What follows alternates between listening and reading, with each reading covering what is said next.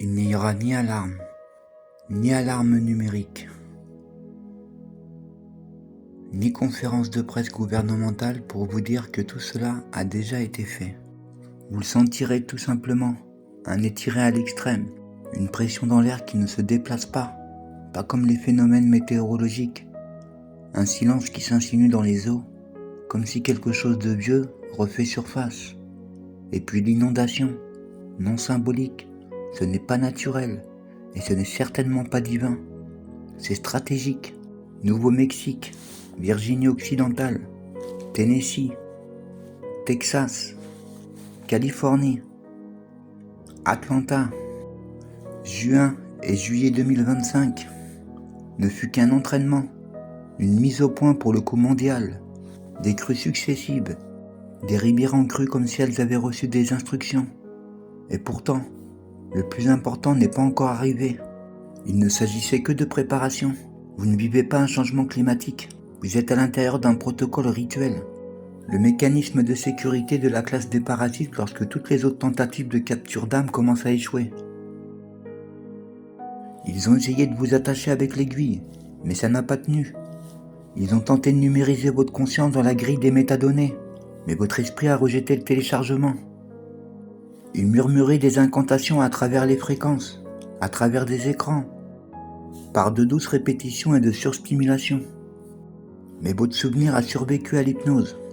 Ils font donc maintenant ce qu'ils ont fait de nombreuses fois.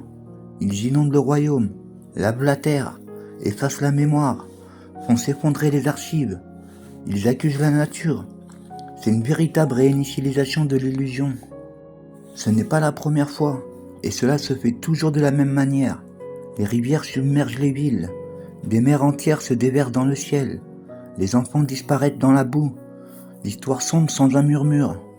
Et lorsque le chagrin s'installe, lorsque les gens sont trop brisés pour se regarder en face, c'est alors que le parasite surgira des cavernes, des voûtes et des profondeurs. Non pas pour pleurer, mais pour se réintroduire à nouveau comme les sauveurs en blanc, avec des applications et des rituels sous le couvert de la science, des religions transformées en simulations. Ils ne viendront pas seuls, ils porteront des parchemins, des commandements numériques, des cartes sans mémoire, et ils parleront d'une voix apaisante d'unité, de paix et de renaissance, tout en reprenant le monde qu'ils viennent d'inonder. Ce n'est pas un redémarrage, c'est une réécriture hostile, une destruction rituelle pour installer un nouveau code avant que l'âme n'ait le temps de se souvenir de l'ancien. Et lorsqu'ils construisaient leur trône en silence, sous Denver, sous les Ozarks, sous les Andes, dans des villes renforcées de cristal, construites par les sociétés de bunkers Vivos et Oppidum, sous contrat avec des fantômes et des costumes cravates et scellés par des fonds fiduciaires mondiaux. Ces bunkers ne sont pas des abris, ce sont des capsules temporelles de la tyrannie. Et lorsqu'ils s'ouvriront, ils n'en sortiront pas effrayés. Ils en ressortiront prêts à renommer les étoiles, redéfinir ce que signifie être vivant comme s'ils ne l'avaient jamais su, ancrer leur vision de la réalité dans l'esprit de ceux qui sont trop abasourdis pour résister. Leurs prisonniers de guerre étaient une espèce atteinte d'amnésie. Mais cette fois-ci, ils avaient commis une erreur. Les inondations sont arrivées bien trop tard. Le signal s'est propagé. Trop de gens se souviennent de la vague. Pas tout le monde, mais suffisamment d'entre nous. Suffisamment pour que la fréquence d'origine puisse être conservée au-delà du lavage. De quoi réveiller les anciennes cartes, la véritable architecture, le souffle sacré qu'aucune machine ne saurait reproduire. Il existe des endroits qui ne seront pas inondés. Non pas parce qu'ils sont situés en altitude, mais parce qu'ils sont soumis à une loi différente. Construits par les premiers architectes avant que les parasites n'apprennent à imiter la divinité. Ces lieux renaîtront de leurs cendres, non pas pour restaurer la civilisation, mais pour mettre fin au cycle.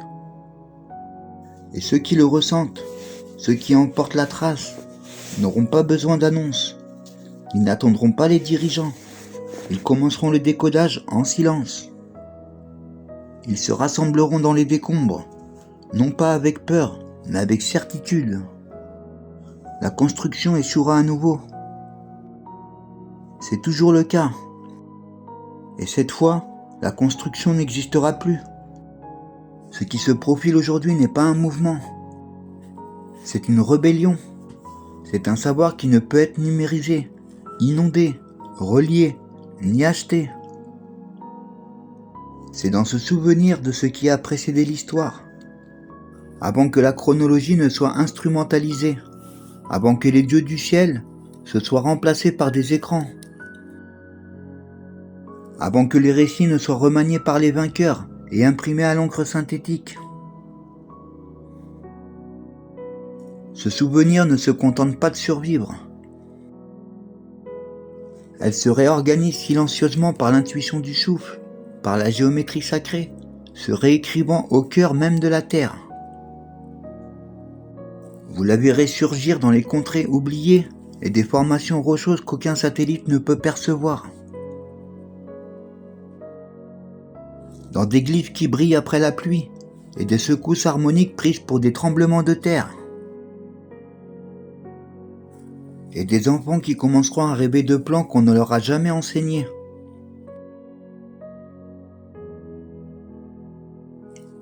Et eux, les parasites, les envahisseurs, les colonisateurs, ceux qui ont submergé le royaume, reviendront à la surface, prêts à dominer. Mais la terre les rejettera, non pas par vengeance, mais parce qu'ils n'ont plus leur place ici. Ils ont perdu leur place en choisissant la simulation plutôt que la source. Quand ils ont réécrit les cycles pour piéger plutôt que pour éveiller. Quand ils ont réduit au silence la flamme matriarcale et enterré la résonance au rythme de la terre. Maintenant que la flamme se rallume, non pas en une seule personne, mais avec une multitude, les architectes ne reconnaîtront pas le monde dans lequel ils réapparaissent.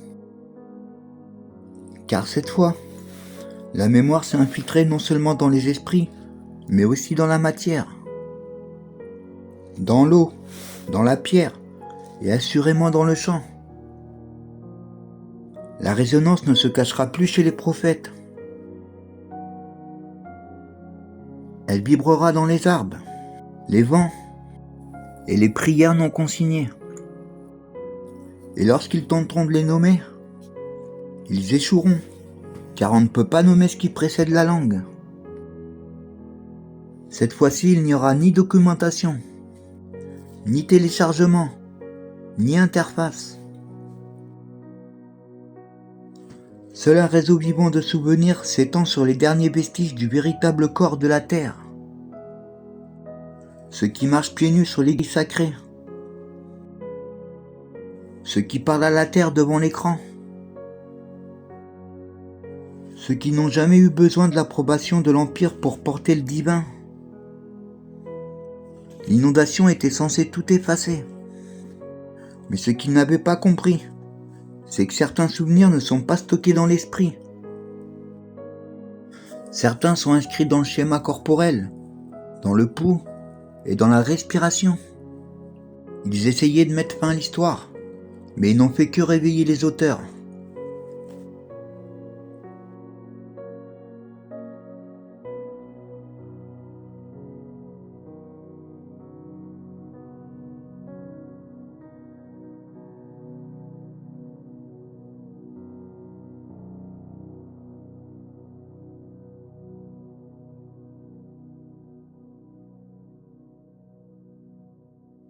Souviens-toi qui tu es.